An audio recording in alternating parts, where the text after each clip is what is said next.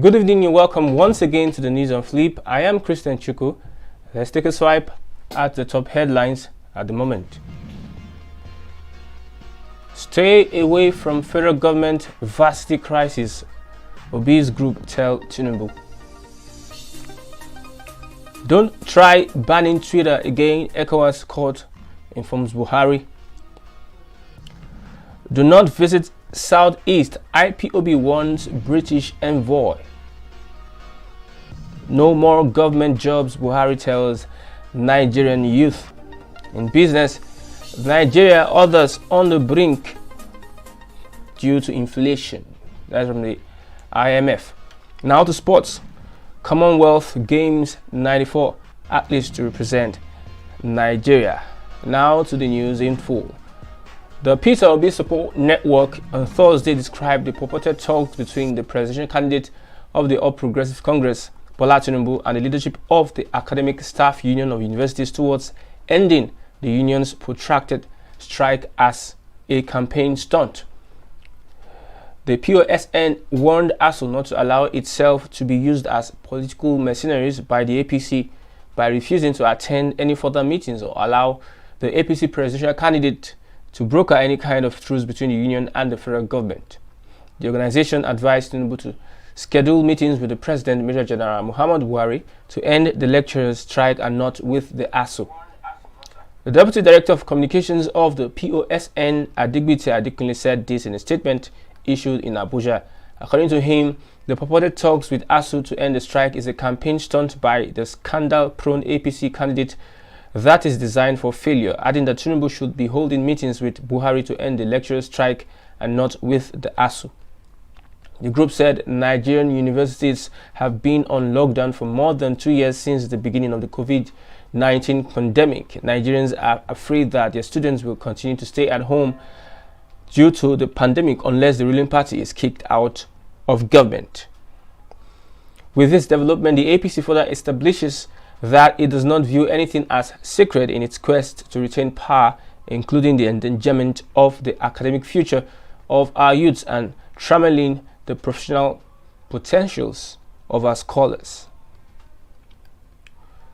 The Economic Community of West African States Court has declared unlawful the suspension of Twitter by the federal government. The court also ordered the regime of the President, General Muhammadu Buhari, never to repeat it again.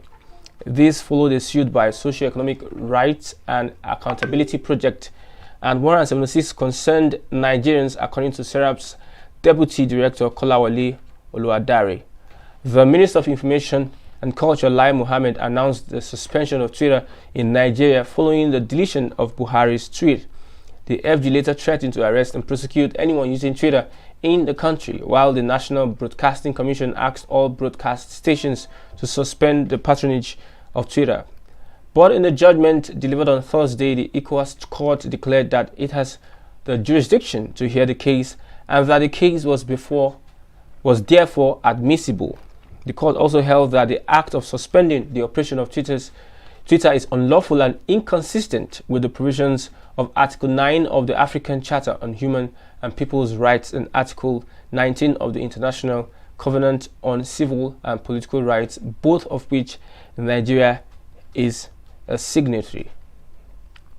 The indigenous people of Biafra has cautioned the British High Commissioner to Nigeria, Katrina Lang, to cancel her planned visit to the southeast. The proscribed group made a call after it raised the alarm over an alleged plot to assassinate the envoy during her visit. According to IPOB, which claimed it got the information through its intelligence arm, the M branch, the idea is to assassinate Lang in the southeast and blame it on its members.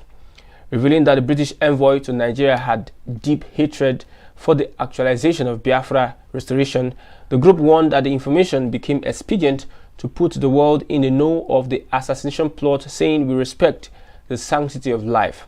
The IPOB Director of Media and Publicity, Ima Powerful, stated this in a statement on Thursday made available to reporters. The statement reads in part, the global movement of and family of the indigenous people of Biafra under the leadership of our liberator, Mazi Nnamdi Kanu, wish to advise the British High Commissioner Katrina Lang to be more conscious of her environment. Well, We as well call on British High Commissioner to shelve her regular visits to different parts of Nigeria countryside, especially in the Biafra land, otherwise referred to as the Southeast. The International Monetary Fund has said inflation, debt, and forex crisis is pushing the Nigerian economy and other African economies to the brink. The managing director of the IMF, Kristalina Georgieva, said ministers of finance and central bank governors on the continent disclosed this to her this week. She added that most countries on the continent should raise money from the global financial markets and do not have large domestic markets to turn to. She stated that particularly difficult conditions in many African countries at this moment is important to consider.